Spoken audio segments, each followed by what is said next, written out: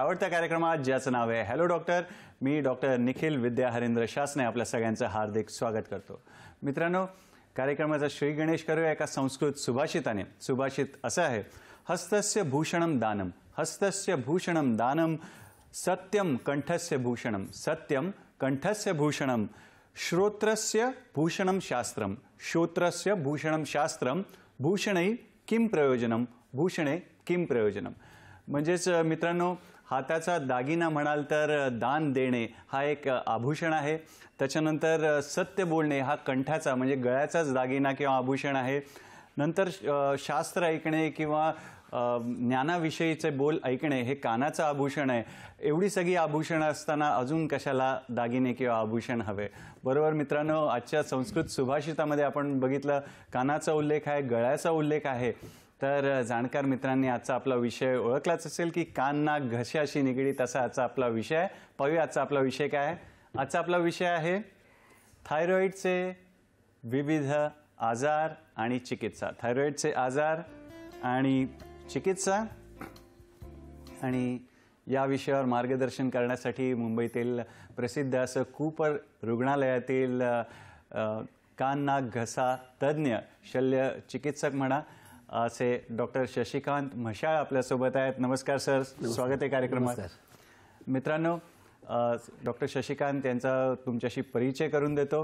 Doctor Shashikant म्हशाळ, आपण कान नाक घसा तज्ज्ञ आहात, कान नाक घसा शल्य चिकित्सक आहात, प्राध्यापक आहात हिंदू हृदय सम्राट बाळासाहेब ठाकरे वैद्यकीय महाविद्यालय आणि कूपर रुग्णालय मुंबई येथे.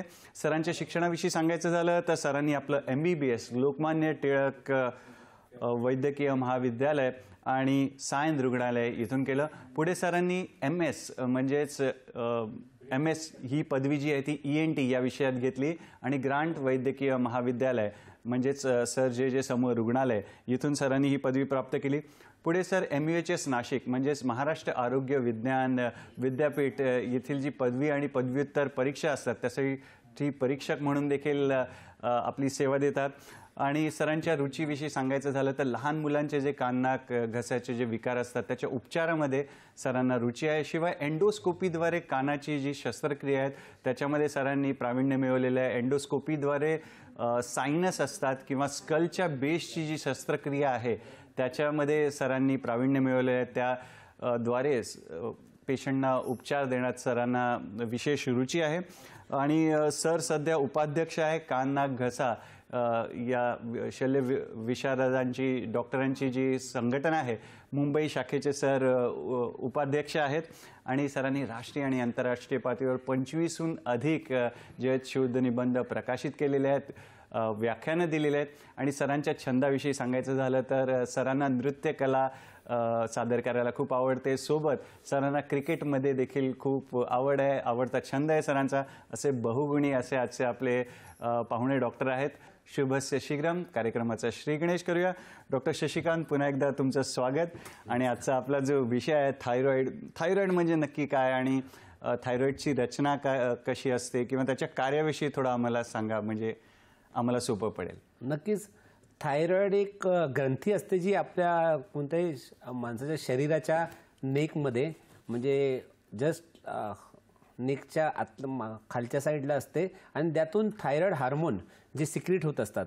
थायरॉईड हार्मोन म्हणजे बेसिकली T3 आणि T4 ज्याला आम्ही म्हणतो ते T3 T4 हे जे दोन हार्मोन असतात ते आपल्याला ऊर्जेसाठी, ज्याला मी बेसल मेटाबॉलिक रेट आहे तो बॉडीच्या ऊर्जेसाठी, जसं आपण बघितलं ना मोबाईलमध्ये आपल्याला बॅटरी असते ती चार्ज करत असते मोबाईल, तसंच आपल्या बॉडीच्या BMR साठी हे थायरॉईड हार्मोन इम्पॉर्टंट असतात. आणि त्याच्यात जर कधी ॲबनॉर्मॅलिटी किंवा कमी किंवा जास्त झाले तर त्याला आपण ॲबनॉर्मल म्हटलं जातं आणि त्याच्यासाठी मग आपल्याला गरज पडते ट्रीटमेंटची. थायरॉईड हा नॉर्मल ग्लँड सगळ्यांमध्येच असतो, पण त्याच्यात जर ॲबनॉर्मल काही झालं तरच त्याला आपण थायरॉईड ग्लँड स्वेलिंग किंवा थायरॉईड म्हणू शकतो. फारच छान सहज सोप्या भाषेत तुम्ही सांगितलं की थायरॉईड ग्रंथीचा उपयोग जे ऊर्जा देण्यासाठी पूर्ण, जसं मोबाईलचं उदाहरण दिलं तुम्ही, चार्जिंगचं उदाहरण दिलं. तर आता आम्ही ऐकतो हा शब्द की माझं थायरॉईड वाढलं आहे किंवा थायरॉईड कमी झालं आहे किंवा मला थायरॉईड झालं आहे. तर थायरॉईडच्या निगडीत जे समाजामध्ये समज गैरसमज असतात, कृपया त्याविषयी आम्हाला मार्गदर्शन करा. थायरॉईडमध्ये दोन प्रकारचे आपण म्हणू शकतो आजार. एक जे असतं थायरॉईड जे हार्मोन जे असतात त्यांचा कमीपणा होणं त्याला आपण हायपोथायरॉईड म्हणतो, किंवा ते हायपर सिक्रिशन त्याला हायपरथायरॉइडिझम.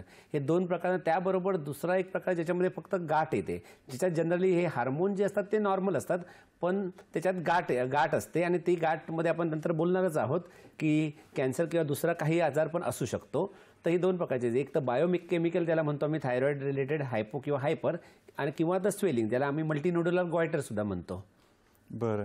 आणि मग हे थायरॉईडची समस्या किंवा त्रास होण्यामागे कुठली कुठली कारणं असू शकतात, कृपया त्याविषयी पण आम्हाला जाणून घ्यायला आवडेल. जास्त करून आपण सध्या जास्त करून आम्ही जे हायपोथायरॉईड त्याच्यात हार्मोन कमी असणं ह्या गोष्टी आपण असे पेशंट जास्त बघतो. हे जनरली आयोडीनची कमतरता असणं, अनुवंशिक जर घरी फॅमिलीमध्ये असेल तशा लोकांमध्ये, काही ऑटो इम्युन डिसऑर्डर ज्याला म्हणतो, तर सेल्फ इम्युनिटीमुळे होणारा आजार ऑटो इम्युन थायरॉइडायटिस म्हणतो. व्हायरल इन्फेक्शनमुळे सुद्धा कधी बऱ्याच वेळा थायरॉईड होऊ शकतं. देन रेडिएशन एक्सपोजर, जर काही लोक जर रेडिएशन इंडस्ट्रीमध्ये काम करत असेल, आजकाल आम्ही बघतो बरेचसे डेंटिस्ट एक्सरे बरोबर काम करतात, एक्सरेच्या रेडिएशनमध्ये सुद्धा थायरॉईड होऊ शकतं. महत्त्वाची अशी माहिती सरांनी आपल्यासोबत सांगितलेली आहे, ती लक्षात ठेवली पाहिजे. आणि तुम्ही हायपोथायरॉईडविषयी सर म्हटलात, तर असं थायरॉईडचे काही प्रकार आहेत का? किती प्रकार आहेत, कृपया त्याविषयी आम्हाला सांगा.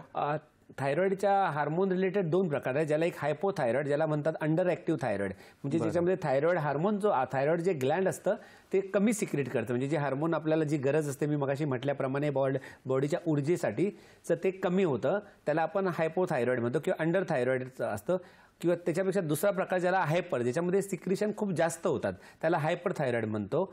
तर अशा ह्या दोन प्रकार असतात. त्यात मगाशी मी म्हटल्याप्रमाणे जास्तीत जास्त आपण 80% पेशंटमध्ये आपण हायपोथायरॉईड जास्त बघतो, कारण जसं मी म्हटलं हे आपल्या बेसल मेटाबॉलिक रेटसाठी इम्पॉर्टंट असतं. आणि बऱ्याचशा फिजिओलॉजिकल जनरली आपण बघितलं बायकांमध्ये हे जास्त आढळून येतं, त्यामध्ये बिकॉज प्रेग्नन्सी म्हणा, प्युबर्टी म्हणा, ह्या गोष्टीसाठी थायरॉईड हार्मोनची रिक्वायरमेंट जास्त असते, आणि जेवढी रिक्वायरमेंट असते तेवढं ग्लँड प्रोड्यूस करू शकत नाही, त्यामुळे त्याच्यावर प्रेशर थोडं येतं आणि त्यामुळे ते हायपोथायरॉईड असतं. आणि हायपर हा बऱ्याच वेळा ग्रेव्ह डिझीज 2-3 आजार आहे, ऑटोइम्युन थायरॉईड, याच्यामध्ये हायपर थायरॉईड होऊ शकतं. बरं. सरांकडून अजून आपल्याला या महत्त्वपूर्ण अशा थायरॉईड विषयावर आपल्याला माहिती घ्यायची आहे. तुमच्या प्रश्नांची देखील आम्ही वाट पाहतोय. तर सर्वसाधारणपणे आपण हे या गोष्टी ऐकतो, तर तुमच्या मनात कुठलीही शंका असेल तर विनासंकोच तुम्ही आम्हाला फोन करायचा आहे. तुर्तास घेऊया एक छोटीशी विश्रांती. पाहत राहा आपला आवडता कार्यक्रम हॅलो डॉक्टर. नमस्कार मित्रांनो, आपलं पुन्हा एकदा स्वागत आहे. आणि आपली चर्चा सुरू आहे थायरॉईडचे आजार आणि त्यावर त्याची चिकित्सा कशी करावी यासाठी आपल्यासोबत कान नाक घसाचे विशेष तज्ज्ञ आहेत, शल्य चिकित्सक आहेत आणि कूपर रुग्णालयात सर प्राध्यापक देखील आहेत. तर डॉक्टर शशिकांत म्हशाळ सर, आम्हाला पुन्हा मार्गदर्शन करा. हे तुम्ही हायपोथायरॉईड या विषयावर कसा ओळखायला किंवा त्याची लक्षणं काय आहेत त्याविषयी कृपया आम्हाला सांगा. मगाशी आपण बोलल्याप्रमाणे हायपोथायरॉईड म्हणजे कमी म्हणजे थायरॉईडचे जे हार्मोनची लेवल कमी असणं, यामध्ये जनरली हे मी जसं म्हटलं 80% लोकांमध्ये आपण हायपोथायरॉईड बघतो, आणि मोस्ट कॉमनली महिलांमध्ये.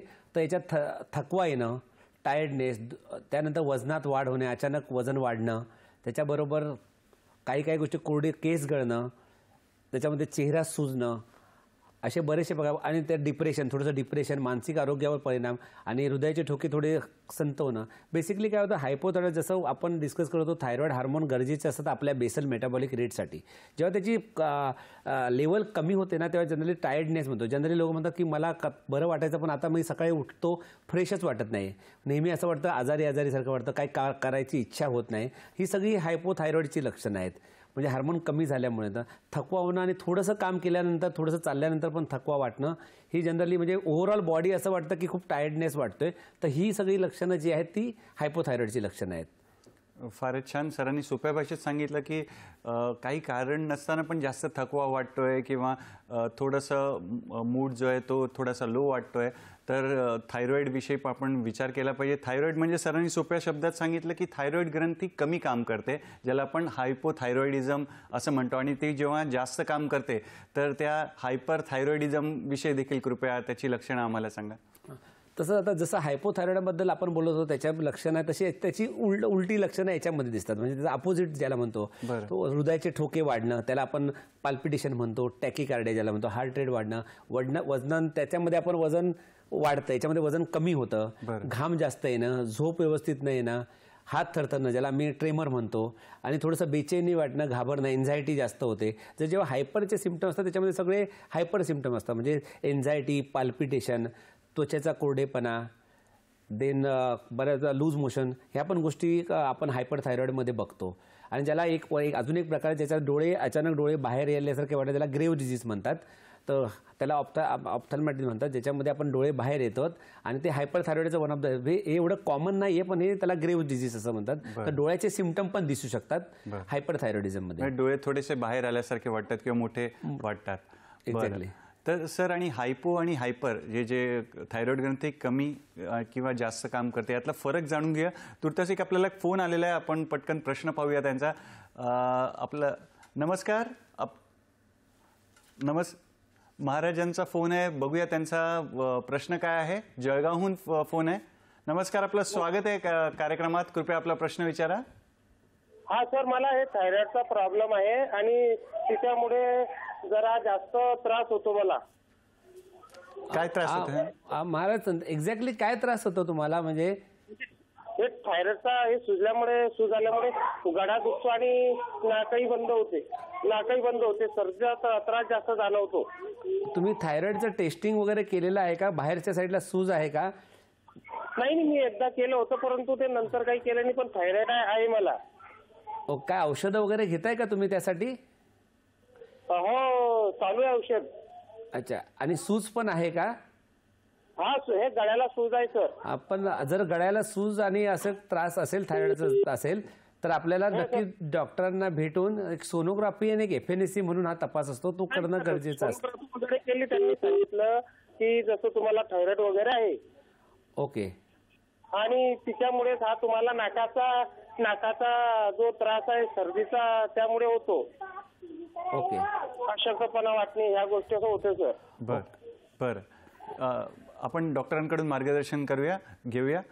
काय सांगणार डॉक्टर साहेब की आता त्यांनी जे म्हटलं, बऱ्याच वेळा म्हटलं जेव्हा आपण हायपोथायरॉइड असतो, मला वाटतं त्यांच्या सिम्पटमकडे त्यांना हायपोथायरॉइड असण्याची शक्यता आहे. जर सूज असेल तर नक्की त्याची सोनोग्राफी केली पाहिजे, FNAC केली पाहिजे. जनरली मगाशी मी म्हटल्याप्रमाणे जेव्हा फिमेलमध्ये जनरली हा प्युबर्टीमुळे किंवा फिजिओलॉजिकल गॉयटर सुद्धा असू शकतो. जेव्हा मेलमध्ये थायरॉइड स्वेलिंग असेल तेव्हा मात्र थोडंसं कन्सर्न असतं की आपल्याला सोनोग्राफीने रक्ताचे तपास केले पाहिजे. बऱ्याच वेळा असं होतं की इम्युनिटी, रोगप्रतिकारक शक्ती कमी होते, थायरॉइड हार्मोनच्या इम्बॅलन्समुळे सर्दी, खोकला होणं, वेळोवेळी आजारी पडणं, ह्या गोष्टी असू शकतात. त्यामुळे त्यांनी प्रॉपर थायरॉइड किंवा एंडोक्रायनॉलॉजिस्ट किंवा फिजिशियनचं ओपिनियन घेणं गरजेचं आहे. सोनोग्राफी आणि T3 T4चं जसं आपण म्हटलं थायरॉइड फंक्शन टेस्ट करणं गरजेचं आहे, हार्मोन लेवल बघणं आहे, आणि त्याप्रमाणे ट्रीटमेंट केली तर नक्कीच हा आजार बरा होईल. आणि बरा होण्यासारखाच आजार आहे थायरॉइड म्हणजे. तर चिंता नसावी. मित्रांनो, सरांनी सांगितल्याप्रमाणे शारीरिक तपासणी जवळच्या डॉक्टरांना दाखवून घेणं गरजेचं आहे. नंतर रक्ताची तपासणी आणि वेगवेगळ्या कुठल्या तपासण्या करायच्या आहेत सरांकडून आपण जे आहे सविस्तरपणे जाणून घेणारच आहोत. असंच फोन करून आम्हाला प्रश्न विचारत राहा, जेणेकरून सगळ्यांचा फायदा होईल. सर, हायपो आणि हायपरमधला फरक कृपया आम्हाला सांगा. आणि थायरॉइडचा त्रास झाला तर कुठल्या डॉक्टरांकडे जावं, हा थोडासा एक प्रश्न असतो जनमानसामध्ये. तर त्याचं बघायला थायरॉइड जर थायरॉइड असेल, जर सूज असेल, त्याला तर तिन्ही प्रकारचे डॉक्टर म्हणजे एक फिजिशियन ज्याला म्हणतो आपण, जे जनरल फिजिशियन ते सुद्धा ट्रीट करतात. दुसरे एंडोक्रायनॉलॉजिस्ट असतात जे थायरॉइड ग्रंथींबद्दल जे एंडोक्राइन जे हार्मोन रिलेटेड बघतात ते, किंवा ENT किंवा जनरल सर्जन. जर गाठ मोठी असेल आणि त्याबरोबर जर सूज अचानक वाढली असेल, आणि जर जनरली सर्जन जे असतात ते ऑपरेशनसाठी असतात, आणि जेव्हा बायोकेमिकल जेव्हा आम्ही म्हटलं T3 T4 कमी जास्त असेल, ज्यांना आपल्याला मेडिकलवर ट्रीट करायचं असेल ते फिजिशियन किंवा एंडोक्रायनॉलॉजिस्टला भेटणं गरजेचं आहे. पण बाहेरच्या साईडला सूज असेल तेव्हा मात्र सर्जन, ENT सर्जन किंवा जनरल सर्जनला भेटलं पाहिजे, जेणेकरून ते सोनोग्राफी करून तपास करतील आणि एक्झॅक्टली ती गाठ किती मोठी आहे. जनरली आम्ही 3 सेंटीमीटरपर्यंत गाठ असेल तर आपण जनरली त्याला ऑब्झर्व करतो, आणि सडन वाढते, त्याच्यामध्ये काही चेंजेस होत असेल तर त्याला FNAC ज्याला 5 नीडल आहे म्हणजे सुईचा तपास, आतमध्ये सुई टाकून आम्ही सोनोग्राफी गायडेड त्याच्यातले सेल्स बघतो की थायरॉइड, नॉर्मल थायरॉइड त्याचं कन्वर्ट होऊन कॅन्सरसारखा प्रकार तर नाही ना. तर याच्यासाठी आपण सर्जनला भेटणं गरजेचं असतं. सर, या वळणावर आपल्याला फोन आहे. मुरलीधर दादांचा फोन आहे, जालन्याहून फोन आहे. पाहूया त्यांचा प्रश्न काय. नमस्कार मुरलीधर दादा, आपलं स्वागत आहे कार्यक्रमात. कृपया आपला प्रश्न विचारा, सलग विचारा. हा सर, गळ्याला सूज आहे. सलग विचारा, थांबू नका. सोनोग्राफी केलेली होती आणि सोनोग्राफी करून गळ्याला सूज दाखवली त्यांनी आणि रक्त तपासलं. त्याच्यावर थायरॉइड वगैरे सांगितलं नाही मला, पण नेमका प्रकार काय असेल? बघा, मगाशी आपण ते डिस्कस करतो. त्यांनी जर सुई टाकून तपास केला असेल, जनरली सुई टाकून तपास केल्यानंतर एक्झॅक्टली आपल्याला कळतं ही साधी गाठ आहे थायरॉइडची की त्याच्यात काही चेंजेस आहे. आणि जर त्याच्यात जर FNACवर त्या सुई टाकून केलेल्या तपासामध्ये सेल्समध्ये जर काही आलं असेल आणि जर गाठ जर सोनोग्राफीवर 3 सेंटीमीटरपेक्षा मोठी गाठ असेल, सडन त्याच्यामध्ये पेन होत असेल आणि तुम्हाला कधी कधी खाताना गिळताना त्रास होत असेल त्याच्यामुळे किंवा बोलण्याचा त्रास होत असेल, तर अशा वेळेला ते ऑपरेशन करून काढणं गरजेचं असतं. हे सगळं सोनोग्राफीवरनं बऱ्याच वेळा त्याचे पुढचे तपास पण असतात. CT स्कॅन कधी कधी करायला लागतो. पण जनरली बऱ्याच वेळा FNAC जी सुईचा तपास तुम्ही म्हटले तो केला आहे तो आणि सोनोग्राफीवर ही आयडिया येऊन जाते की हा फक्त साधी थायरॉइडची गाठ आहे की त्याच्यामध्ये काही कॅन्सरसारखे प्रकार आहे. त्यामुळे हे सोनोग्राफीच्या रिपोर्टवर बरंच डिपेंड. आणि हा एकदम मी जसं म्हटल्याप्रमाणे थायरॉइड हा एकदम 100% बरा होणारा आजार आहे. जर तुम्ही एक्सपर्ट डॉक्टरांना तिथे जर भेटून, स्पेशालिस्ट डॉक्टरला भेटून दाखवलं तर नक्कीच ते तुम्हाला गाईड करतील आणि काढणं गरजेचं आहे. जर गाठ मोठी असेल आणि सूज जास्त असेल आणि सिम्पटम तुमचे कमी होत नसतील औषधांनी पण, तर नक्की ते काढून त्याचं थायरॉइडॉटॉमी ज्याला म्हणतो ते करणं गरजेचं असतं. बरोबर मित्रांनो, अधोरेखित करायचं, लक्षात ठेवायचं 3 सेंटीमीटरपर्यंतची गाठ कडे लक्ष ठेवायचं. जास्त वाढायला लागली तर आपल्याला पुढच्या पायऱ्यांकडे किंवा डॉक्टरांकडे जाणं गरजेचं आहे. तर असेच तुम्ही फोन करून प्रश्न विचारा. डॉक्टर साहेब, मग तपासण्यांविषयी तुम्ही आम्हाला सांगताय, तर हायपो आणि हायपर तपासण्याद्वारे आता तुम्ही FNACचं पण वर्णन केलं किंवा T3, T4 आणि TSH विषयी बोललात, तर कृपया थोडं सविस्तर तपासण्या कुठल्या करायला पाहिजे त्याविषयी. हां, सर्वात थायरॉइडचे कोणतं पण अगर थायरॉइड रिलेटेड सूज आली मानेवर तर 3 सर्वात महत्त्वाच्या तपास असतात ज्या आम्ही ॲडवाईज करतो. पहिली जी म्हटलं hormone study, T3, T4, TSH, जे थायरॉइडचे हार्मोन जे आहेत ते नॉर्मल आहेत का बघण्यासाठी त्याला आम्ही T3, T4, TSH ही स्टडी करतो. ती रक्ताची टेस्ट असते, जनरली आपण उपाशीपोटी सकाळी सकाळी करतो आणि त्याच्यावर आपल्याला आयडिया येते की हार्मोनच्या लेवल कमी जास्त काय झाले का. बऱ्याच वेळा असं असतं की हार्मोनची लेवल कमी जास्त असते पण तरीसुद्धा थायरॉइड गाठ असते. मग अशा वेळेला आपण सोनोग्राफी करून बघतो, जसं आपण म्हटल्याप्रमाणे 3 सेंटीमीटर गाठ किती मोठी आहे. आणि त्याच्याबरोबर FNAC म्हणजे आपण त्याला सुईचा तपास आपण साध्या भाषेत म्हटलं तर फाईन निडल ॲस्पिरेशन सायटॉलॉजी. तर त्याच्यात आम्ही सुई टाकून आतमधून सोनोग्राफी करत करत सुई टाकून ते जे सेल्स आहेत, ती गाठ आहे त्याच्यातला सॉलिड पार्टमधून आपण FNAC करून आम्ही टेस्ट करतो, ज्याला पॅथॉलॉजी टेस्ट करून. आणि हे सांगतात की बाबा ही गाठ साधी बिनाईन गाठ, बिनाईन थायरॉइड स्वेलिंग आहे, मल्टीनोड्युलर गॉयटर आहे की त्याचं कॅन्सरमध्ये. आणि जसं आपण मगाशी बोलल्याप्रमाणे हा थायरॉइड जरी कॅन्सर असेल तरी हा 100% बरा होणार. जर 1-2 व्हरायटी सोडली तर आम्ही जनरली म्हणत नाही की कोणताही कॅन्सर हा चांगला नसतो, पण थायरॉइड कॅन्सर त्यातल्या त्यात ह्युमन बॉडीमधला असा कॅन्सर आहे तो 100% बरा होणार असतो. त्यामुळे जर तो एखादी एक विशिष्ट व्हरायटी जो सुद्धा कॉमन नाही, ॲनाप्लास्टिक सोडला, तर बाकीचे सगळे कॅन्सर हे 100% बरे होणारे असतात. त्यामुळे जर एखादी गाठ असेल आणि त्याच्यात पेन सुरू झालं, अचानक वाढली, तर डेफिनेटली आपण हे 3 तपास करणं गरजेचं आहे, जेणेकरून डॉक्टरांना आयडिया येईल की ही गाठ खरंच त्याला फक्त बघून ऑब्झर्वेशनमध्ये ठेवायला पाहिजे की याची काढून त्याचा प्रॉपर सर्जरी करणे गरजेचं आहे. फारच छान सरांनी आपल्याला धीर दिलेला आहे की थायरॉइडचे जे आजार आहेत ते 100% बरे होतात आणि इवन कॅन्सर जरी असला तरी त्याला उपाय आहे, उपचार आहेत, तर घाबरून जायचं मुळीच कारण नाही आहे. डॉक्टर साहेब, या वळणावर आपल्याला महाराष्ट्राचं जे सांस्कृतिक शहर आहे पुण्यातून फोन आहे. मंगल आपटे यांचा फोन आहे. नमस्कार मंगलताई, स्वागत आहे कार्यक्रमात. कृपया आपला प्रश्न विचारा. नमस्कार. खूपच छान विषय आहे, पण मला असं विचारायचं की थायरॉइड असेल तर घसा दुखू शकतो का? दुसरी गोष्ट म्हणजे त्याने हळद पाणी, गरम पाणी घ्यावं का? आणि तिसरी गोष्ट म्हणजे मला असं विचारायचं की काही जणांना असे काळे चट्टे येतात थोडेसे असे, म्हणजे ते स्किनचा असेल, पण मग तो थायरॉइड असू शकेल का? मंगलताई, चांगला प्रश्न विचारलाय तुम्ही. कसं आहे, बऱ्याच वेळा सोड थ्रोट जेव्हा घसा दुखणं नेहमीच असं होत नाही की थायरॉइडमुळे, कारण थायरॉइड हे मानेच्या पुढच्या साईडला असतं. तर बऱ्याच वेळा घसा दुखत नाही. घसा दुखण्यासाठी बाकी आता सध्याचं होणारं क्लायमेट चेंज, सोर थ्रोट, त्याच्यामुळे घसा दुखू शकतो. पण जर थायरॉइडमध्ये जर गाठ असेल आणि मग जर दुखत असेल घसा किंवा आवाज चेंज झाला असेल तर नक्कीच हा थायरॉइडचा प्रकार असू शकतो. जर आवाज चेंज होऊन जर 2 आठवडे जर बरा नसेल झाला, कारण बऱ्याच वेळा कसं थायरॉइडच्या मागे एक जी नस, ज्याला आम्ही रिकरंट नर्व म्हणतो, ती बाजूने जात असते. जर थायरॉइडच्या गाठीमुळे ती थोडीशी प्रेस होऊन त्याने आवाज चेंज होऊ शकतो. तर आवाज चेंज झाला आणि जर स्वेलिंग असेल तर डेफिनेटली थायरॉइडचा प्रकार असू शकतो. स्किनचा ड्रायनेस होऊ शकतो. काळा चट्टा नाही म्हणता येणार, पण बऱ्याच वेळा हायपोथायरॉइड पेशंटमध्ये ड्रायनेस होतो स्किनचा. फारच छान. मित्रांनो, तुमच्या प्रश्नांमुळे आपल्याला सरांकडून अजून नवीन माहिती मिळते. जसं की थायरॉइडच्या त्रासामध्ये आवाज देखील बदलतो, तर आपल्याला आवाजाकडे पण लक्ष द्यायचं आहे. आणि अजून सर, आम्हाला हायपो आणि हायपरमधला फरक तुम्ही सांगितला, तर उपाययोजना कशा करतात? म्हणजे थायरॉइड ग्रंथी जेव्हा कमी काम करते म्हणजेच हायपोथायरॉइड, आणि जेव्हा थायरॉइड ग्रंथी जास्त काम करते हायपरथायरॉइड, तर याची उपाययोजना कशी असते त्याविषयी? हायपोथायरॉइड म्हणजे जसं बघता हार्मोनची कमी असते, त्याला आपण जनरली अल्थ्रॉक्सिन म्हणून एक टॅबलेट येते, थायरॉक्सिन, जे सप्लिमेंट असतं. बेसिक जसं आपण कॅल्शियम कमी होतं, व्हिटॅमिन डी कमी येतं, तर आपण मेडिसिन घेतो आणि त्याचं रिप्लेस करतो. तसंच हार्मोन रिप्लेसमेंट, हे जे थायरॉइड हार्मोन आपण ओरली देतो आणि ही एक छोटी गोळी असते, जनरली आपण उपाशीपोटी देतो. तर ती थायरॉइड डिपेंड आपण आपले लेवल काय आहे त्या लेवलप्रमाणे आपण हायपोथायरॉइड, आणि हायपोथायरॉइड 100% ट्रीट होतो. पेशंट कंप्लेंट आणि ती छोट्या डोसपासून आपण जनरली गोळी सुरू करतो. हार्मोनची लेवल एव्हरी 3 मंथ बघत असतो. जर लेवल नॉर्मल आली, पेशंट जर कम्फर्टेबल असेल, त्याचे सिम्पटम जर गेले, तर त्या डोसवर त्याला आपण थोडे दिवस ॲटलीस्ट लाईफ 3-4 वर्ष ठेवतो आणि रेग्युलरली त्याचं टेस्ट करत राहतो. हायपरचे सिम्पटम वेगळे असतात. हायपरसाठी आम्ही अँटीथायरॉइड मेडिकेशन त्याला म्हणतो. प्रोपॅनॉल डिपेंड अपॉन सिम्पटम, तर ते अँटीथायरॉइड मेडिकेशन देतो. आणि जर त्याच्याबरोबर हायपोथायरॉइडबरोबर जर मोठं गाठ असेल, बऱ्याच वेळा असं होतं हायपोथायरॉइडबरोबर मल्टीनोड्युलर, ज्याला ग्वायटर आम्ही म्हणतो, थायरॉइडची गाठ असते, जी मोठी गाठ नाही मानेवर असते. बरेच पेशंट कंप्लेंट करतात रात्री झोपताना दम लागतो किंवा गिळताना त्रास होतो, बिकॉज थायरॉइड शेवटी गाठ मोठी असल्यामुळे ती थायरॉइडच्या मागच्या साईडला श्वासनलिका आणि अन्ननलिका दोन्ही गोष्टी असतात. तर बऱ्याच वेळा दम लागत असतो किंवा गिळताना त्रास होत असतो. तर अशा वेळेला आम्ही ॲडवाईज करतो, जर ते कॉम्प्रेसिव्ह सिम्पटम म्हणजे प्रेशरमुळे जे सिम्पटम येत असतील, तर अशा पेशंटला आम्ही सर्जरी करायला सांगतो. कारण आजकाल फार इझिली सर्जरी होते आणि त्याचे साईड इफेक्टसुद्धा नाही आहेत. आणि सर्जरी करून आपण ते जे ऑब्स्ट्रक्शन ज्याच्यामुळे थायरॉइडमुळे त्रास होतो तर ते काढून शकतो आणि मग मेडिसिन, लाईफ लाँग मेडिसिनवर त्यांना ठेवू शकतो आपण. फारच छान सर, सुंदर मार्गदर्शन करतायत.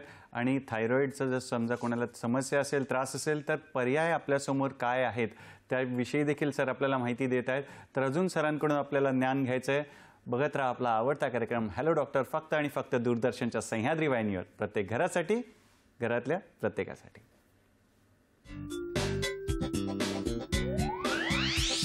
विश्रांतीनंतर पुन्हा एकदा आपलं स्वागत आहे आपल्या आवडत्या कार्यक्रमात, ज्याचं नाव आहे हॅलो डॉक्टर. आणि आज चर्चा सुरू आहे थायरॉइडच्या विकारांवर, त्याची चिकित्सा कशी करतात, आणि यावर मार्गदर्शन करायला मुंबईतील सुप्रसिद्ध असं कूपर रुग्णालयातील कान, नाक, घसा, शल्य चिकित्सक डॉक्टर शशिकांत मशाल सर आपल्यासोबत आहेत.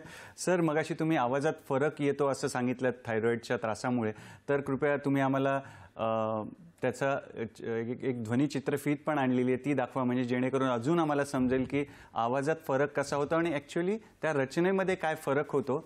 तर कृपया ती जर आम्हाला दाखवलं तर अजून चांगल्या प्रकारे कळेल.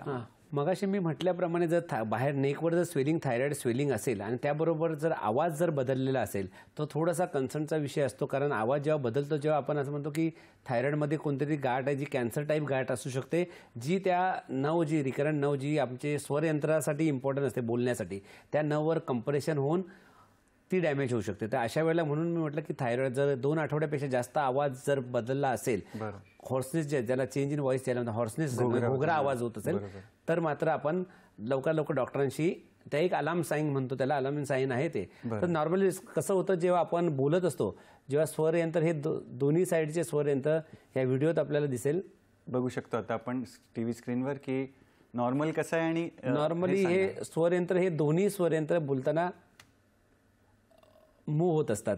बरं, दोन्ही स्वरयंत्र एकमेकाला जॉईंट होतात, वरचं आणि खालचं दोन्ही ज्या तंतू आहेत ते एक वेळ मिळतात, त्यावेळेस आपला आवाज चांगला होतो. पण जेव्हा थायरॉइडमुळे किंवा बाकी काही कारणामुळे जर आपण स्क्रीनच्या उजव्या बाजूला आता बघणार आहोत की ज्याच्यामध्ये बदल झालेली, हे जे आहे ते नॉर्मल आहे, आणि दुसऱ्या बाजूचं बघूया आपण. तुम्ही बघाल तर इथं याच्या साईडला फक्त राईट साईड मूव्ह होते, लेफ्ट साईडला मूव्ह होत नाही आहे.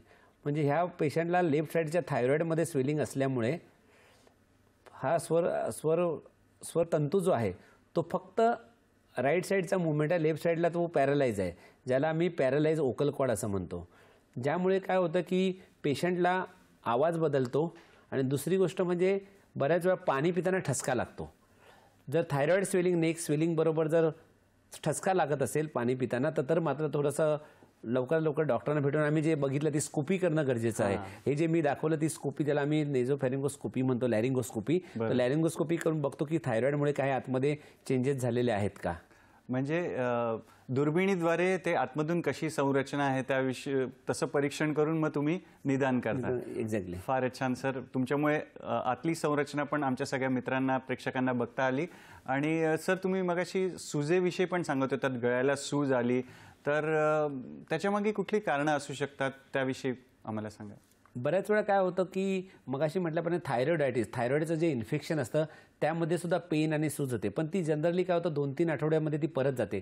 मेडिसिन औषधं घेतलं तर तो टेम्पररी असतो. थायरॉइडायटिस म्हणतात, म्हणजे थायरॉइडला होणारं इन्फेक्शन, जे ऑटोइम्युन थायरॉइडायटिस होऊ शकतं किंवा हॅशोमोटो थायरॉइडायटिस म्हणतात त्याला, जे व्हायरल इन्फेक्शनमुळे म्हणजे कधी कधी होतं.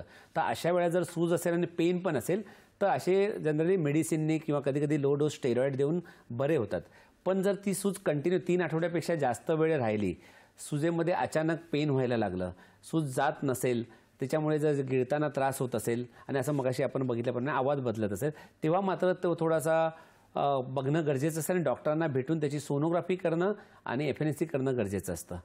आणि सर तुम्ही कॅन्सर, कर्करोगाविषयी पण सांगत होतात, थायरॉइडच्या कॅन्सरविषयी, कर्करोगाविषयी, तर त्याचं प्रमाण किती आहे साधारण आणि साधारण त्याचे प्रकार काही आहेत का त्या कर्करोगाचे, ते पण आम्हाला. जनरली कॉमनली आपण जे आपल्या इंडियन सिनारिओमध्ये बघतो तर त्याला बरेचसे प्रकार आहेत. त्यात पॅपिलरी थायरॉइड कार्सिनोमा ज्याला म्हणतो, त्याच्या पण 2 व्हरायटी आहे, फॉलिक्युलर व्हेरियंट आणि पॅपिलरी व्हेरियंट. त्यानंतर मेड्युलरी कार्सिनोमा जो थोडासा फॅमिलियलमध्ये पण असतो, म्हणजे हेरिडिटरी पण असतो. आणि त्याच्यानंतर एक एनाप्लास्टिक टाईप ऑफ कार्सिनोमा म्हणतात. तो थोडासा मी मगाशी म्हटल्याप्रमाणे ज्याचा प्रोग्नोसिस चांगला असतो, तो एवढा कॉमन नाही, पण तो थोडासा डिफिकल्ट टू ट्रीट असतो आणि कारण तो जरा ॲडव्हान्स झाल्यानंतर लक्षात येतो. पण मोस्ट कॉमनली 70% जे असतात त्याला पॅपिलरी थायरॉइड कार्सिनोमा म्हणतात. पण जनरली आम्ही हे बघितलं आहे की मेल पेशंट म्हणजे पुरुषांमध्ये थायरॉइड कॅन्सर, जर थायरॉइड स्वेलिंग असेल तर ते जास्त कन्सर्न. मगाशी आपण जे बोलत होतो की बायकांमध्ये प्युबरिटी आणि हार्मोन रिलेटेड चेंजेसमुळे साध्या गाठी, जे बिनाईन थायरॉइड स्वेलिंग मल्टीनोड्युलर गॉयटर असतो, पण पुरुषांमध्ये जर थायरॉइड स्वेलिंग असेल आणि ते सडनली पेन होतं तर त्या पुरुषांमध्ये जनरली आम्ही थोडं ॲग्रेसिव्हली इन्व्हेस्टिगेशन करणं गरजेचं असतं. कारण पुरुषांमध्ये थायरॉइड कॅन्सर होण्याचे प्रमाण महिलांपेक्षा जास्त आहे. महिलांमध्ये पण जर 3 सेंटीमीटरपेक्षा मोठी गाठ असेल, जर ती बरी होत नसेल, त्यामध्ये पेन व्हायला सुरुवात झाली असेल आणि बाकीचे पण जर सिम्पटम होत असेल तर बेसिक टेस्ट जी आहे FNAC, सोनोग्राफी आणि थायरॉइड फंक्शन टेस्ट, ह्या गोष्टी करणं गरजेचं असेल. अकॉर्डिंग टू जसं थायरॉइडचा प्रकार असेल त्याप्रमाणे आपण सर्जरी करायला सांगतो. बऱ्याच वेळा काय होतं 3 सेंटीमीटरच्या आतमध्ये असेल तर एक साईडचं थायरॉइड, त्याला आम्ही हेमिथायरॉइडेक्टमी म्हणतो. आणि जर थायरॉइड बाकीचे इन्व्हेस्टिगेशन करून, स्कॅन करून त्याप्रमाणे आपण ठरवतो की ह्या पेशंटला कोणत्या टाईपचा, जसं मगाशी आपण दोन्ही वेळेला मी बोललो आहे की हा सर्वात 100% बरा होणारा आजार आहे. 70% लोकांमध्ये पॅपिलरी थायरॉइड C असतो. तर हा बऱ्यापैकी म्हणजे जर ट्रीटमेंट प्रॉपर सगळ्या जर थायरॉइडेक्टमी केली किंवा रेडिओ ॲक्टिव्ह आयोडीन, त्या बऱ्याचशा मोड ऑफ ट्रीटमेंट आहेत. डायग्नोज केल्यानंतर आपण ते ॲडवाईस करतो. त्या सगळ्या केल्यानंतर पूर्ण थायरॉइड काढून पेशंट बरा होतो आणि त्याला आम्ही ऑब्झर्वेशनमध्ये ठेवतो. तर ते टाईप ऑफ थायरॉइड असतं ते बऱ्यापैकी बरं होतं आणि त्याला आपण ट्रीटमेंट पण प्लॅन आहे. परत रेडिएशन, कधी कधी रेडिएशन पण लागतं.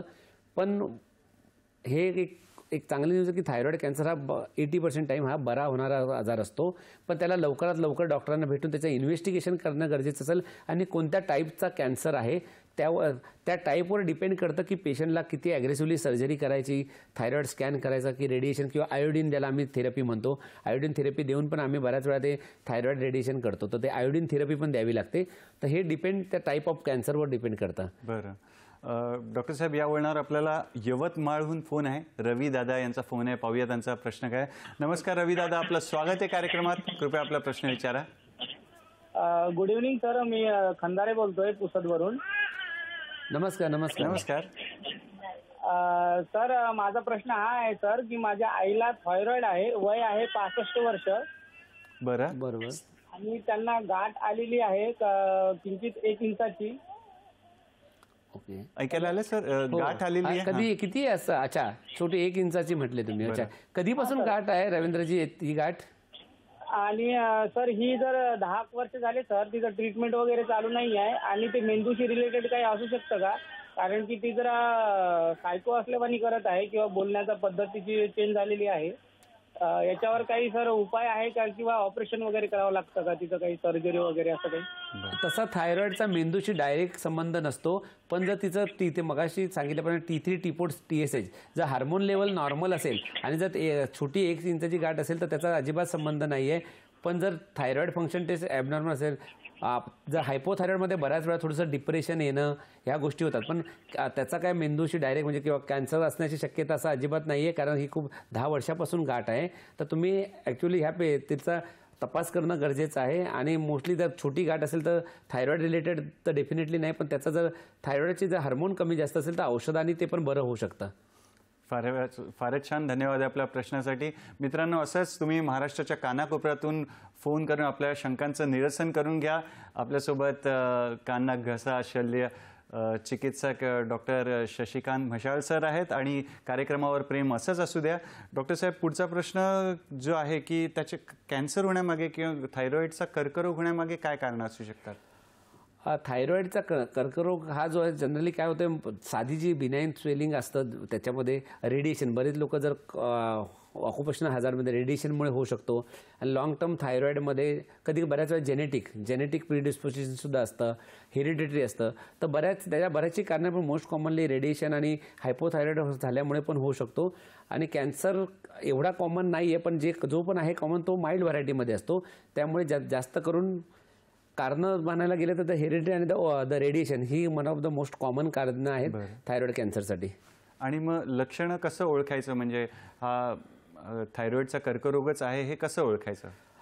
जनरली एक्झामिनेशनवर जर गाठ ही हार्ड गाठ असेल आणि सडनली आली असेल, सडन त्याच्यामध्ये पेन बऱ्याच वेळा होतं की सडनली त्याच्यामध्ये हॅमरेज म्हणजे रक्तस्राव सुरू होतो, त्यामुळे पेन होतं.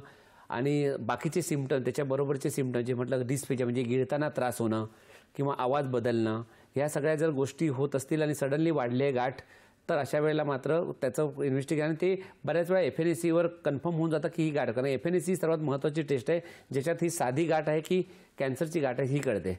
आणि मगाशी तुम्ही सांगितलं की एक सौम्य प्रकारचा कर्करोग असतो आणि एक घातक म्हणजे बिनाईन आणि मॅलिग्नंट असे 2 प्रकार सांगितले. तर यातला फरक कसा ओळखता येतो किंवा काय करतात फरक ओळखण्यासाठी, कसं निदान केलं जातं? म्हणजे जी लॉंग स्टँडिंग गाठ असते आणि जी जरा त्याला आम्ही सिस्टिक स्वेलिंग म्हणतो, त्या ज्या असतात ते गाठ असतात ते जरा सॉफ्ट असते आणि ही लॉंग स्टँडिंग असते त्याला आपण असतं. आणि जो मी खराब म्हटलं तो थोडासा हार्ड टाईप ऑफ स्वेलिंग असतं आणि तो सडनली वाढतो. सडनली त्याला बाकी सिम्पटम यायला सुरुवात होतात आणि बाकीचे थायरॉइड रिलेटेड सिम्पटम जे म्हटले ते येतात. त्याच्याबरोबर गिळायला महत्त्वाचं, गिळायला आणि आतमध्ये दुखणं, कंटिन्यू दुखणं आणि ह्या गोष्टी सगळ्या अचानक वाढतात. अचानक वजन कमी होणं किंवा वजन वाढणं हे सगळे बाकीचे प्रोडक्ट सिम्पटम्स आहेत.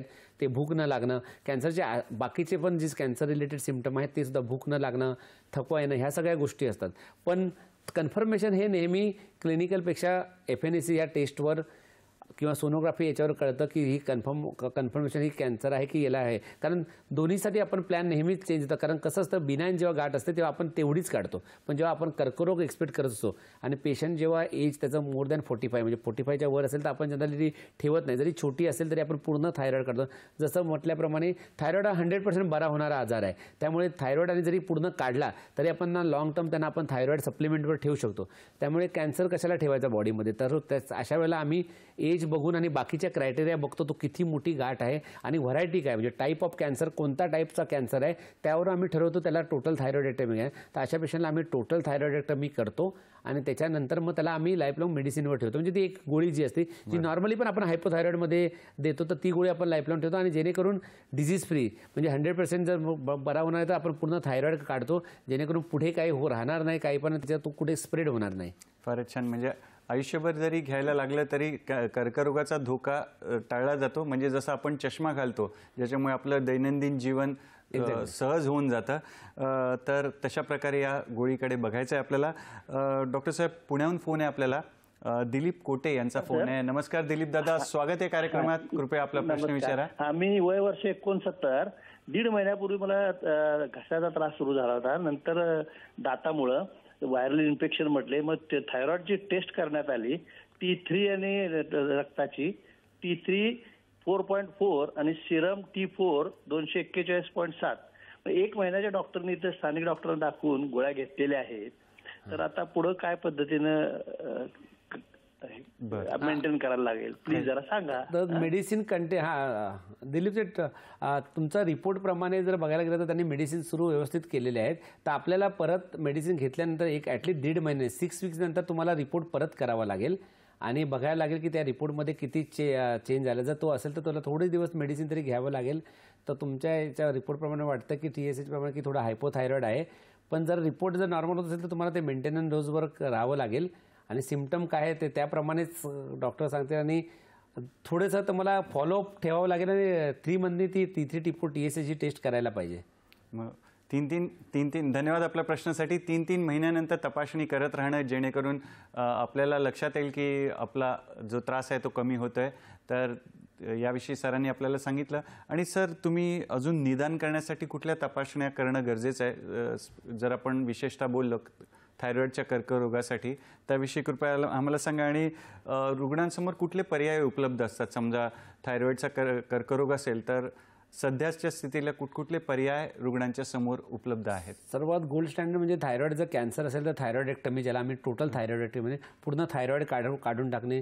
त्याबरोबर जर त्याच्यात जर व्हरायटी जर थोडंसं खराब व्हरायटीचं आलं तर आम्ही त्याला थायरॉईड स्कॅन करतो.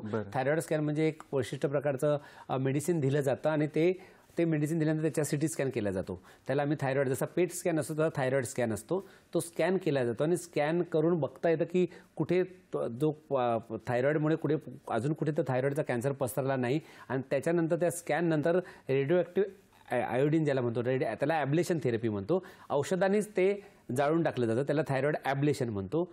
हा एक आहे, ते केलं जातं. आणि बऱ्याच वेळा ह्या दोन्ही प्रकारानंतर 100% क्युरेबल असतो जर पॅपिलरी टाईप ऑफ CA असेल तर. त्यामुळे हे 2 प्रकार खूप कॉमनली आपण दिसतो. फक्त एकच असतं, बऱ्याच वेळा थायरॉईड काढल्यानंतर त्याच्याबरोबर जे पॅराथायरॉईड जे कॅल्शियम सिक्रेट करतात तर ते पण आम्हाला ग्लँड काढावी लागते. आणि अशा वेळेला फक्त ऑपरेशन नंतर थायरॉईडबरोबर बऱ्याच वेळा कॅल्शियमचे मेडिसिनसुद्धा घ्यावे लागतात. फारच छान सर, सहज सोप्या भाषेत आपल्याला मार्गदर्शन करतायत, आपल्या प्रश्नांचे जे आहेत ते समाधान करतायत. तर असंच तुम्ही फोन करून आम्हाला प्रश्न विचारा आणि असंच कार्यक्रमावर प्रेम असू द्या.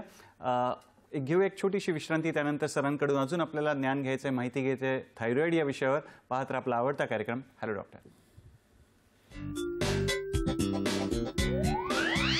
विश्रांतीनंतर पुन्हा एकदा आपलं स्वागत आहे आपल्या आवडत्या कार्यक्रमात, ज्याचं नाव आहे हॅलो डॉक्टर.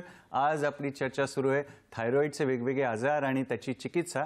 आणि या विषयावर आपल्याला कूपर रुग्णालयातील कान नाक घसा शल्य विशारद डॉक्टर शशिकांत म्हशाळ सर आहेत. तर डॉक्टर साहेब, थायरॉईडची ग्रंथी काढल्यावर काही गुंतागुंतीची परिस्थिती निर्माण होते का? तर त्याविषयी कृपया आम्हाला सांगा. कोणतंही जर आपण ऑपरेशन घेतलं तर थोडंसं ते कॉम्प्लिकेशन तर नोंद असतात. आणि थायरॉईड हा एक सर्वात मोठी ग्रंथी आहे. आणि जेव्हा थायरॉईड वाढतं किंवा ज्याने कॅन्सर झाला असतो तर तो बऱ्यापैकी त्याच्यामध्ये रक्तप्रवाह सुरू होतो, जास्त असतो. तर कोणत्याही सर्जरीमध्ये ते थोडेफार असतात, पण आजकाल सध्याच्या लेटेस्ट प्रणालीमुळे आपण ते कमी करू शकतो. बऱ्याच वेळा रक्तस्राव होतो. आम्ही बऱ्याच वेळा ऑपरेशनच्या वेळेला रक्त अरेंज करून ठेवतो किंवा ब्लिडिंग होण्याची शक्यता असते. त्याबरोबर मगाशी म्हटल्याप्रमाणे कॅल्शियम, त्याच्याबरोबर पॅराथायरॉईड ग्लँड जे असतात ते पॅराथायरॉईड ग्लँड काढावे लागतात. बऱ्याच वेळा ते थायरॉईडचं जे मॅलिग्नन्सी कॅन्सर असतो तो तिथे त्या जवळपास पसरलेला असतो. त्यामुळे ते पॅराथायरॉईड निघाल्यानंतर हायपोकॅल्शियम आहे, त्यामुळे कॅल्शियम कमी होऊ शकतं. थोडे 2 दिवसासाठी हायपोकॅल्शियमचे सिम्पटम येऊ शकतात. त्याच्यानंतर व्हॉईस चेंज म्हणजे आवाज बदलणं, जसा थायरॉईड कॅन्सरमुळे आवाज होतो तसं कधी कधी काय होतं, जी नऊ बाजूने जात असते तिला थोडंसं सूज येते, तिला इजा झाल्यास किंवा त्याच्यामुळे आवाज घोगरा आवाज होणं. पण बऱ्याच वेळा काय होतं, तो आवाज खराब होतो, तो काही दिवसांनी बरा पण होतो. थोडंसं स्पीच थेरपी किंवा रिहॅबिलिटेशन केल्यानंतर तो बरा होतो. नंतर गिळताना, कारण एवढं मोठं ऑपरेशन असतं, त्याच्यानंतर थोडीशी घसा अन्ननलिकेला सूज, तात्पुरती सूज येते, त्यामुळे पेन होतं, डिफिकल्ट म्हणजे गिळताना त्रास होणं. मग कॉमन जे प्रॉब्लेम आहे, जखम काही लोकांमध्ये ज्यांना डायबिटीस आहे किंवा रोगप्रतिकारक शक्ती कमी असेल तर अशा लोकांना ऊन इन्फेक्शन होऊ शकतं. आणि काही दुर्मिळ हे पण थायरॉईड स्टॉर्म त्याला म्हणतो, म्हणजे ऑपरेशन करताना सडनली थायरॉईड हार्मोन हँडलिंग करताना थायरॉईड हार्मोन जास्त सिक्रेट होतं, त्यामुळे थायरॉईड स्टॉर्म होऊ शकतं. तर ह्या बऱ्याचशा आहेत, पण आजकाल सध्याच्या आपण लेटेस्ट प्रणालीमुळे आपण लेझर वगैरे गोष्टी वापरतो क्वार्टर, त्यामुळे या गोष्टी आपण अवॉइड करता येईल. पण जर चांगल्या एक्सपर्ट डॉक्टरांकडून केलं तर डेफिनेटली सर्जरी बेनिफिट आणि तेही आपण अवॉइड करू शकतो. दुसरं एक महत्त्वाचं म्हणजे आपल्याला थायरॉईडच्या ऑपरेशननंतर टोटल थायरॉईड झाल्यानंतर आपल्याला त्यांना अल्ट्रॉक्सिन जे टॅबलेट आपण जी म्हटली अल्ट्रॉक्सिन जी टॅबलेट थायरॉईड हार्मोन सप्लिमेंट ही आपल्याला लाईफ लॉंग घ्यावी लागते आणि त्याबरोबर बऱ्याच वेळा कॅल्शियमसुद्धा घ्यावं लागतं. डॉक्टर साहेब, आपल्याला या वळणावर ईमेलद्वारा एक प्रश्न आलेला आहे. मित्रांनो, ईमेलचा पर्याय देखील आपल्याकडे उपलब्ध आहे. मनाली यांचा प्रश्न आहे. मनाली ताईंनी प्रश्न विचारला की प्रेग्नन्सी म्हणजे गर्भवती असताना आणि थायरॉईड याचा काही संबंध आहे का? आणि दुसरा त्यांनी प्रश्न विचारला की गर्भवती असताना समजा थायरॉईडचं प्रमाण समजा वाढलं तर मग बाळाच्या IQवर किंवा बुद्धिमत्तेवर काही परिणाम होतो का त्याचा? तर कृपया त्याविषयी आम्हाला सांगा. मी याबद्दल बोलणं तर खूपच सुंदर प्रश्न आहे आणि कारण हे खूप कॉमनली आम्ही बघतो. कारण आपण तेच फिजिओलॉजी जेव्हा डिस्कस करत होतो, जेव्हा थायरॉईड हार्मोन हे नॉर्मल आपल्या BMRसाठी इम्पॉर्टंट आहे. जेव्हा प्रेग्नन्सी असते जेव्हा त्याची रिक्वायरमेंट खूप जास्त असते. जेव्हा प्रेग्नन्सी पण थोडीशी बाईला तो त्रास होत असतो कारण प्रेग्नन्सी असते, त्याची बाकीच्या हार्मोनल चेंजेस होत असतात. अशा वेळेला थायरॉईडची रिक्वायरमेंट जास्त असते आणि थायरॉईड जो आपला ग्लँड आहे तो जास्त सिक्रेट करत नाही. कारण प्रेग्नन्सीमध्ये बाळ पण असं ते पण ब्लड सप्लाय तिकडे पण जात होतो, त्याला पण थायरॉईड हार्मोनची गरज असते. तर अशा वेळेला प्रेग्नन्सीमध्ये हे कंपल्सरी आजकाल झालं की कंपल्सरी 3 महिन्यानंतर T3 टिपोट TSH करणं गरजेचं असतं. आणि जरी रिपोर्ट नॉर्मल असेल तरी जो बॉर्डर लाईन असतं त्याला आम्ही प्रोफिलॅक्टिक थायरॉईड हार्मोन सप्लिमेंट द्यावे लागतात. आणि खूपच इम्पॉर्टंट आहे की थायरॉईड हार्मोनचं सप्लिमेंट देणं. बरेचसे गायनेकोलॉजिस्ट जरी बॉर्डर लाईन जरी असेल थायरॉईडचे लेवल तरी देतात एम्पेरिकल किंवा जास्त देण्यात काहीच त्याच्यात हार्म नसतो आणि ते बेनिफिटच असतं. आणि मग डिलिव्हरी झाल्यानंतर मग टेस्ट करतात. जर ते नॉर्मल असेल तर मग बंद करतात. पण प्रेग्नन्सीच्या वेळेला थायरॉईड हार्मोनची खूप जास्त गरज असते कारण त्यावेळेला त्याची रिक्वायरमेंट वाढलेली असते, पण रिक्वायरमेंट तेवढीच राहते. पण बाळामुळे त्याची रिक्वायरमेंट जास्त वाढते आणि अशा वेळेला प्रेग्नन्सीसारखा बऱ्याच वेळा आपण बघतो ते वंध्यत्व म्हणजे इन्फर्टिलिटी जे बघतो त्याच्यामध्ये 50% लोकांना हायपोथायरॉईड असतो. त्यामुळे hypothyroid one of the cause for infertility. त्यामुळे इन्फर्टिलिटी जर वंध्यत्व असेल आणि इन्फर्टिलिटी असेल तर थायरॉईड सर्वात महत्त्वाचा फॅक्टर असतो. त्यामुळे थायरॉईड टेस्ट करणं गरजेचं असतं. त्यामुळे थायरॉईड आणि मुलावर पण आजकाल मुलांमध्ये पण थायरॉईडचे प्रकार, जर मुलांचं डेव्हलपमेंट थायरॉईड नीट व्यवस्थित झालं नाही तर मुलांना पण मेंटली, कारण थायरॉईड बरोबर आयोडीन इम्पॉर्टंट असतं आपल्या ब्रेन डेव्हलपमेंटसाठी. तर काही लोकांमध्ये मुलांमध्ये पण कंजेनिटल हायपोथायरॉइडिझम म्हणजे मुलांमध्ये पण थायरॉईड कमी असण्याची शक्यता आहे. त्यामुळे बऱ्याच वेळा आपण बघतो जर लहान मुलांमध्ये पण जर तसं काही डेव्हलपमेंट जर व्यवस्थित नसेल तर थायरॉईड चाचणी करणं गरजेचं आहे. आणि सर, बाळाच्या बुद्धिमत्तेवर काही परिणाम होतो का? म्हणजे समजा गर्भवती असताना थायरॉईड वाढलं आहे तर त्याविषयी? येस, जर थायरॉईड जर कमी आणि तर थायरॉईडची कमतरता असेल तर डेफिनेटली बाळाच्या डेव्हलपमेंटवर बुद्धिमत्तेवर फरक पडू शकतो. त्याच्यात काही सिंड्रोम पण येतात ज्याला आम्ही पेंडंट सिंड्रोम, त्याच्यामध्ये मेंटल ॲज वेल एज थोडंसं ऐकणं कमी ह्या गोष्टी पण होतात. त्यामुळे थायरॉईडचा खूप मोठा रोल आहे. त्यामुळे जर हायपोथायरॉईड असेल आणि जर वजन बाळाचं जर प्रेग्नन्सीच्या वेळेला वाढत नसेल आणि त्रास होत असेल तर डेफिनेटली त्यावेळेला प्रत्येक महिन्याला थायरॉईड टेस्ट ॲटलीस्ट 3 वेळा तरी थायरॉईडचं टेस्ट करणं गरजेचं असतं. आणि प्रॉपर त्यांचा सोनोग्राफी जो रुटीन जो गायनेकोलॉजी चेकअप तो करणं गरजेचं असतं. तर थायरॉईडचा रोल तर डेफिनेटली आहे प्रेग्नन्सीमध्ये आणि इव्हन प्रेग्नन्सीमध्ये आणि लॅक्टेशनमध्ये पण. फारच छान. सरांकडून खूप चांगलं आपल्याला शिकायला मिळालं की वंध्यत्वाच्या एका कारणामध्ये पण हायपोथायरॉइडिझम लपलेला असू शकतो. तर त्याची देखील चाचणी, थायरॉईडची चाचणी करणं गरजेचं आहे. आणि बाळावर होणाऱ्या परिणामांविषयी आणि थायरॉईडची गोळी घेणं किती महत्त्वाचं आहे हे देखील आपल्याला सरांकडून कळतं आहे. सर, जाता जाता आमच्या मित्रांना तुम्ही काय संदेश देणार? म्हणजे स्वस्थ थायरॉईड राहिला, स्वस्थ आयुष्य राहिला, कृपया त्याविषयी. मी एवढंच सांगेल की थायरॉईडचं आपल्या जर डाएटबद्दल राहिलं तर बऱ्याचशा गोष्टी ज्या डाएटमध्ये आम्ही ज्यांना जेव्हा हायपोथायरॉईड असतो त्यांना आपण गॉयट्रोजेनिक डाएट अवॉइड करतो. तर कॅबेज आणि ह्या गोष्टी थोड्या अवॉइड करायला सांगतो आणि आयोडाईज मीठ खायला सांगतो कारण आयोडीन खूप इम्पॉर्टंट आहे थायरॉईडच्या फंक्शनसाठी. त्याबरोबर मी असं म्हणेल की जर एखादी जर गाठ असेल जी तुम्हाला फील होत असेल की मानेच्या समोर एखादी गाठ आली आहे आणि ती खूप दिवस जर बरी होत नसेल आणि तेवढीच राहत असेल तर डेफिनेटली डॉक्टरशी संपर्क साधण्याचे बेसिक 3 टेस्ट करणं गरजेचं आहे. कारण जर टेस्ट निगेटिव्ह तर बऱ्याच वेळा ते निगेटिव्ह येईल, पण जर असेल तर डेफिनेटली करणं गरजेचं आहे आणि आपण त्याला ॲटलीस्ट ऑब्झर्व करू शकतो. तर कोणतीही मानेवरची गाठ जी जर आपल्याला दिसत असेल आणि बाकी सिम्पटम असेल तर डॉक्टरांना संपर्क साधावा, कारण early diagnosis is the best treatment सध्याच्या परिस्थितीमध्ये. फारच छान. मित्रांनो, आपण सरांचे धन्यवाद मानूया. त्यांनी त्यांच्या व्यस्त वेळापत्रकातून वेळ काढून आपल्याला महत्त्वपूर्ण विषयावर मार्गदर्शन केलं. त्यासाठी सर तुमचं दूरदर्शनच्या सह्याद्री वाहिनीतर्फे, आमचा जो हॅलो डॉक्टरचा संघ आहे त्यांच्यातर्फे आणि प्रेक्षक मित्रांतर्फे खूप खूप धन्यवाद. पुढील वाटचालीसाठी शुभेच्छा.